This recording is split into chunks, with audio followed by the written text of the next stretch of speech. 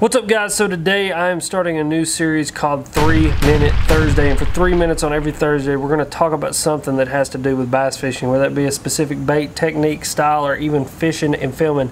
For 3 minutes on every Thursday we're going to talk fishing. So let's put 3 minutes on the clock and let's talk about wolf packing bass and some of the baits that you guys need to throw at them. So what are wolf packing bass? Wolf packing bass are bass that are at the top of the water column that are actively hunting down and eating bait fish. This is going to happen a lot in clearer water where the bass can see the bait fish from a long way off and actively hunt them down and eat them. And like I said, they're going to be at the top of the water column. They're going to be pushing those bait fish to the top of the water and eating them on top water, or they're going to be pushing them against things like bluff walls or man-made structures and eating bait fish and actively hunting them down.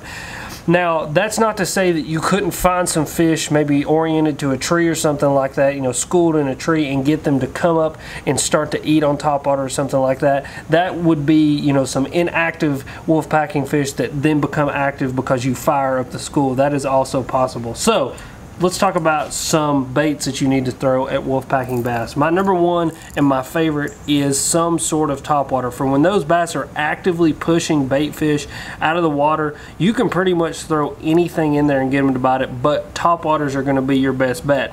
That could be something like the Whopper Plopper. It could be the absolute variety of walking baits that they have out there, all the different sizes and shapes. You can even use things like little poppers, and a lot of the times it's all about just matching the hatch. When these bass are wolf packing, they could be wolf packing after any sort of forage, whether that be bluegill, threadfin, skipjack, anything. It's just all about finding the size of the bait and what they're eating on. So if it's something like smaller shad, you're going to want to use smaller baits. If it's bigger bait, obviously you're going to want to use bigger baits like this. Now, like I said, sometimes you'll find those bass orienting to things and they won't be very active. There are certain baits I like to throw at those inactive fish more than a topwater.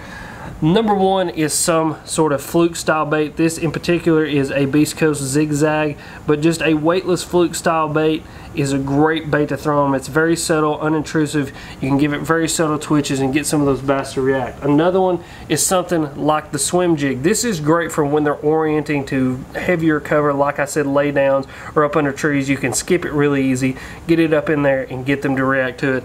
And then my favorite for sure out of all these for those inactive fish is something like a stick bait or a Senko. This is great for when those bass are inactive, because a lot of the times when they're wolf packing up shallow and they're not very active, they can be very skittish. So you're going to need something like a weightless Senko to just be able to ease in there, be a very unintrusive, very subtle approach to get some of those bass to react. And usually once you can get one of them to react, you can pick up something a little more aggressive and a little more intrusive like one of your loud topwaters and get those wolf packing fish to eat.